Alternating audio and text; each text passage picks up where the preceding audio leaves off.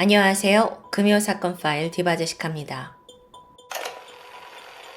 2019년 6월 6일 아침 경기도 오산시 내산미동에 위치한 한 야산에서는 벌초 작업이 한창이었습니다.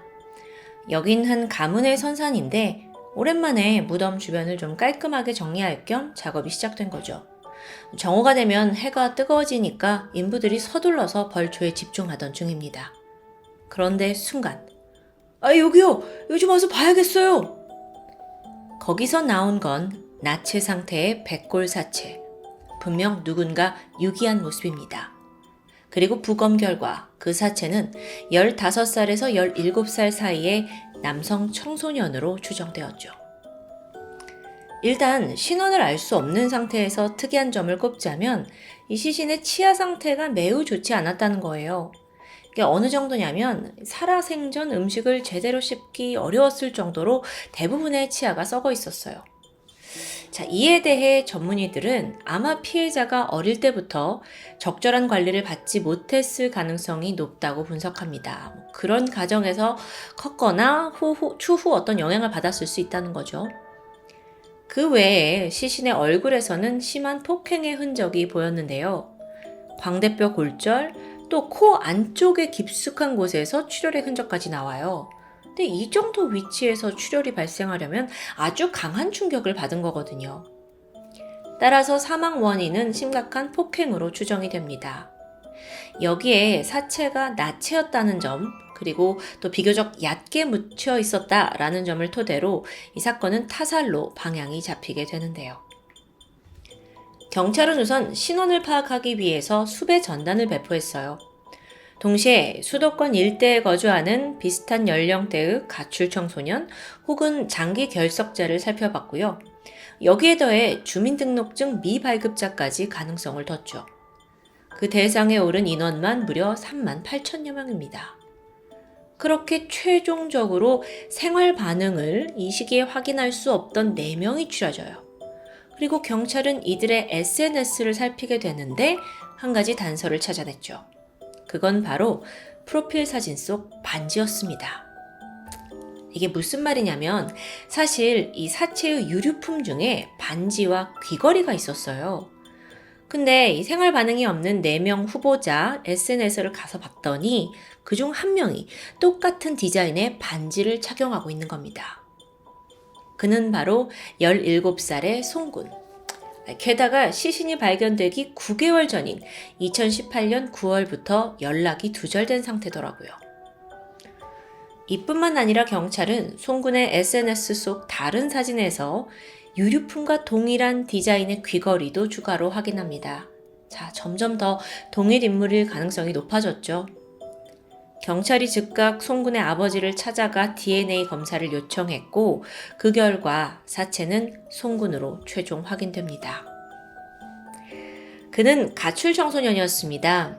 학교도 자퇴한 채 청소년 쉼터를 전전하면서 지내고 있었는데 그러던 2018년 9월 갑작스레 연락이 끊겼어요.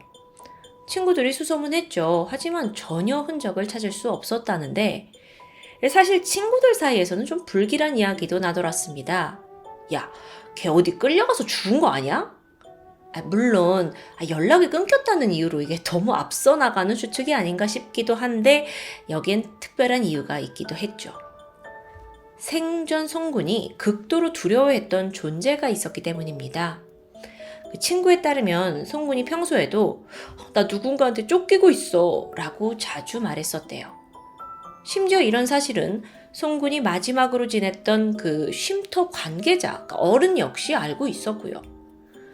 송군이 막 선생님한테 두려움에 떨면서 이 선생이라는 존재를 언급한 적이 있다는 거예요. 그래서 경찰이 송군의 SNS 팔로잉 내역을 꼼꼼하게 살폈죠.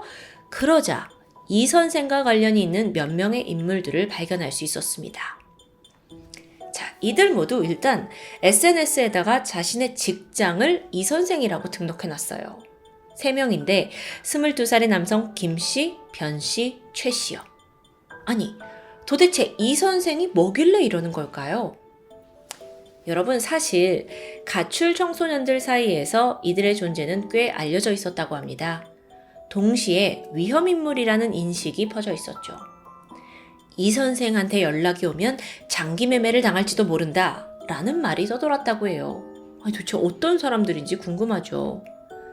근데 이때 놀랍게도 경찰은 이미 이 선생의 존재를 알고 있더라고요. 이 3명, 아까 그 용의자로 불리는 3명 중 김 씨와 변 씨가 이미 다른 혐의로 검거되어 있었기 때문입니다. 나머지 한 명인 최 씨는 군복무 중이었어요. 자, 이 김 씨와 변 씨 두 사람은 보이스피싱에 사용되는 대포 통장과 카드를 운반한 혐의로 검거됐습니다. 구로구에 있는 한 빌라에서 보이스피싱에 악용되는 대포 통장을 막 공급해 왔더라고요. 자, 그러면 이들이 어떤 조직에 속해 있었다는 거잖아요. 그 집단 이름이 통칭 이선생이었던 겁니다. 그러니까 한 인물이라기보다 어떤 조직을 말하는 거죠. 이선생 조직. 김씨, 변씨, 최씨는 그 집단의 주축들이었고요. 이선생의 수법. 그들은 가출 청소년들을 모아서 보호해주겠다며 숙식을 제공합니다. 하지만 진짜 목적은 이들을 이용해 보이스피싱, 마약 운반 등에 활용하기 위해서였어요. 오갈 데 없는 이 가출 청소년 입장에서는 이 선생의 도움을 거절하기란 쉽지 않습니다. 먹을 거면 뭐 다 잘 곳 다 제공해 주니까요. 그래서 송군 역시 이 집단에서 함께 생활했어요. 그는 처음 이 선생 집단에 들어갔을 때 야, 여기 형들이 너무 잘해줘 하고 주변에 만족스러움을 표현했습니다. 아니 근데 그러다 시간이 흐르니까 이 형들이 본색을 드러낸 거예요. 야, 인마, 너 우리가 널 아껴주는 만큼 너도 우리 좀 도와줘야지 하면서 송군의 마음을 약하게 만들었고 점점 나쁜 길로 빠지게 했고 끝내 인간의 선까지 넘게 되죠. 그 친하던 형들이 어느 날 송군의 나체 사진을 찍어둡니다. 성추행을 하며 구타와 협박도 일삼았죠. 이 모든 것의 목적은 하나입니다. 자신들의 범행에 참여하라는 거예요. 그리고 절도도 강요하고요. 그러지 않으면 이 모든 게 공개된다 뭐 이런 걸 협박으로 걸었을 거예요. 결국 참다 못한 송군은 이 사실을 경찰에 가서 신고해요. 그는 사실 가출 청소년인 건 맞는데 범죄자가 되고 싶었던 건 아니거든요. 이 경찰 신고가 중요했습니다. 이걸로 인해 그나마 이 선생의 그 본거지에서 탈출을 하고 이후 쉼터로 이동해요. 하지만 그 조직으로부터 완전히 자유로울 순 없었죠.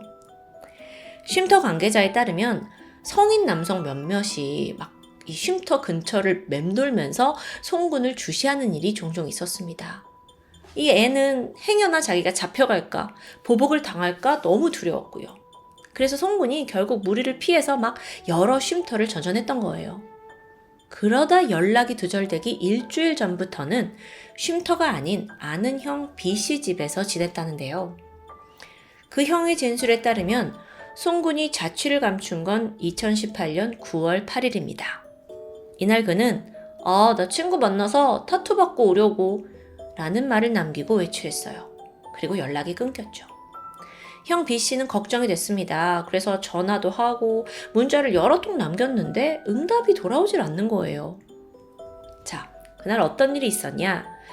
이날 송군은 사실 친구 A양한테 야, 내가 타투이스트 소개해 줄 테니까 오산역까지 올래? 라는 문자를 받았습니다. 그래서 별 의심 없이 오산에 갔고 A양과 함께 타투이스트를 만나기 위해 향했죠? 하지만 이게 함정이었어요. 가보니 타투이스트로 위장한 변씨가 그를 기다리고 있던 겁니다. 변씨는 송군을 붙잡은 채 내산미동에 위치한 공장으로 끌고 갔습니다. 여기에 이 선생의 나머지 일당인 김씨, 최씨가 그를 기다리고 있었죠. 이후 세 사람이 삽으로 송군을 무자비하게 폭행했어요. 이게 얼마나 심했는지 그 과정에서 송군은 결국 사망했고요. 송군의 시신은요, 일단은 가까운 야산에 그냥 대충 묻은 거예요. 근데 여기서 더 이해할 수 없는 게 이때 범행 사진을 찍어둡니다. 그리고 마치 이걸 트로피처럼 주변에다가 나중에 막 보여주고 자랑까지도 했더라고요. 그 살인에 대한 죄책감은 없어 보이죠? 폭행의 그날 이용한 둔기들은 차량으로 운반해서 다 폐기했고요. 증거인멸 끝나고 타고 온 차량까지 그냥 아무데나 유기한 후에 그들은 현장을 떠났습니다. 그나마 바로 다음날 이 타고 왔던 범행 차량이 주민에 의해 발견됐어요. 근데 뭐 딱히 수상한 점은 없었죠. 그래서 그저 가까운 차량 보관소에 1년 가까이 방치된 상태였습니다. 뒤늦게 송군의 시신이 발견되고 이 사건이 수면 위로 떠오르면서 차주인 김 씨가 용의자로 떠올랐고 거기에 방치된 차량 안에서의 감식이 진행됩니다. 중요한 증거인 송군의 혈흔이 딱 나왔던 거죠. 이미 검거되어 있던 김 씨와 변 씨 추궁을 했고 그들은 순순히 범행을 인정했습니다. 특히나 김 씨가 송군을 살해하기 전에 직접 내가 삽과 장갑을 다 구매했다라는 정황도 확인했어요. 자, 그럼 이 모든 것의 살해 동기가 뭐였을까요? 단순히 보복심? 경찰이 네가 나를 신고해서? 그렇게 단순하진 않아요. 일당이 말하기를 송군 걔만 없으면 처벌 안 받을 수 있잖아요. 그러니까 죽인 거죠. 아니 이건 또 무슨 말이냐고요. 알고 보니까 송군은 이 집단에서 벗어나던 지난 2018년 6월 이들이 저지른 다른 범행에 대해 경찰에 구체적으로 진술했습니다. 그리고 그 과정에서 일당과 나눈 텔레그램 대화 내용도 제출했어요. 한편 이 선생 일당은 송군의 저 제보 때문에 큰 처벌을 받을 것이라 분노했고 그래서 아예 송군을 죽이기로 마음먹은 겁니다. 너무도 짧은 생각이죠. 그렇게 살인은 계획대로 이루어졌습니다. 이들은 끔찍한 범행을 저질러 놓고도 이후에 아무렇지도 않게 일상을 보냈어요. 그 와중에 공범 최 씨는 군에 입대까지 했죠. 근데 여기엔 사실 또 다른 공범이 있습니다. 이 송군을 이 선생 일당에게 데려다준 지인 A양이요. 그녀가 친구에게 내뱉은 말이 있는데 이게 중요한 증거가 됐거든요. 뭐라고 했냐면 야, 사실 내가 돈 좀 받고 이 선생 일당한테 송군 데려다줬잖아. 송군 맞고 기절하는 모습까지 내가 보고 나왔어. 라고 말한 거예요. 이 아이 또한 지금 뭐가 옳고 그른지 판단이 안 되는 거죠. 지금껏 이 선생 일당은 자신들이 노출되는 걸 극도로 꺼려왔습니다. 그래서 송군처럼 집단을 떠나려고 하는 아이들을 감금하고 폭력을 행사해 가면서 아주 엄격히 통제해왔대요.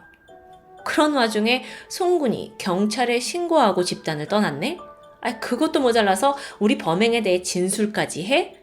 완전히 괘씸하고 눈의 가시처럼 여겨졌겠죠. 안타깝게도 검거가 된 후에도 이들 모두 범행에 대한 죄책감은 거의 느끼지 못하는 듯 했습니다. 살인을 저지른 후 김 씨와 변 씨는 계속해서 보이스피싱 범죄에 저질렀다. 그러다가 이제 경찰에 체포된 거죠. 또 송군을 유인한 A양은 변호사를 통해서가 아니면 난 아무 말도 안 하겠다 라고 입을 꼭 다물었고요. 2020년 2월에 열린 재판. 검찰은 주범인 김 씨, 변 씨에게 무기징역이 마땅하다고 구형합니다. 하지만 결국 재판부는 이들에게 징역 30년, 징역 25년을 선고했어요. 이 중에 최 씨는 군인 신분이라서 군사법원에 가서 재판을 받았고요. 그에게도 징역 30년이 선고되었죠. 더불어 이 일당에게는 위치 추적 장치 20년간 부착이라는 명령도 내려집니다. 재판부는 양형 결과에 대해서 피해자 유가족과 합의를 했고 그 결과 무기징역보다 낮은 형량이 선고되었다라고 밝혔어요. 또 A양 같은 경우에는 아직 청소년 신분이었기 때문에 소년원에 송치되는 것으로 결정되고요. 오늘 사건에서 무엇보다 안타까웠던 건 송군이 연락이 두절되었던 지난 거의 1년간 그 누구도 실종 신고를 하지 않았다는 점입니다. 평소 송군이 스스로 나는 가정에서 버려졌다 라고 말하고 다닐 정도로 완전히 방치된 삶을 살았다고 해요. 쉼터 관계자에 따르면 가출 청소년들을 보호해주기 위해서는 원래 보호자의 동의가 필요합니다. 하지만 송군의 경우에는 그 보호자들의 연락이 전혀 닿지 않는 케이스였다고 해요. 아이는 철저하게 외면당한 거죠. 송군이 사망한 후에도 이 피의자 쪽과 적절히 합의해서 가족이 돈을 받았고 결국 감형에 힘을 실어주게 된 건데요. 그 가족이 어떤 마음으로 합의를 했는지는 감히 알 수 없죠. 하지만 결국 그걸로 그 피의자들이, 범인들이 정당한 죗값을 치르지 못한 게 아닌가라는 점이 좀 아쉽게 남습니다. 송군. 그는 자신의 죽음 전에 분명 수차례 도움의 손길을 요청했습니다. 친구들에게, 쉼터 선생님에게, 그리고 경찰에까지요. 하지만 끝내 그 누구도 소년 한 명을 지켜내지 못했는데요. 주변 사람을 탓하는 게 아니라 이게 우리 사회의 근본적인 문제가 아닐까 싶습니다. 갈 곳 잃은 가출 청소년들이 범죄에 악용되는 이 사례들, 정말 우리 많이 봐왔죠. 가정과 사회의 울타리에서 벗어나서 보호받지 못하는 아이들, 그들이 마주하는 현실은 차갑고 아주 잔인해요. 마지막으로 이 선생 집단에 한 가지 공통점이 있습니다. 그들은 자신의 본명 대신에 범죄 영화에 나오는 악당들의 이름을 사용하더라고요. 이 선생이라는 이름 자체도 영화 그 독전에서 베일에 쌓여있는 보스의 이름을 따온 거고요. 자기들이 무슨 영화 주인공이라도 된 우월감에 빠져 있는 거 아닐까 싶은데 이들이 정말 망각한 것이 있습니다. 영화 속 범죄자는 결코 주인공이 아닙니다. 그저 천벌을 받아 마땅할 하찮은 빌런일 뿐이라는 사실이겠죠. 지금까지 금요사건 파일 디바제시카였습니다.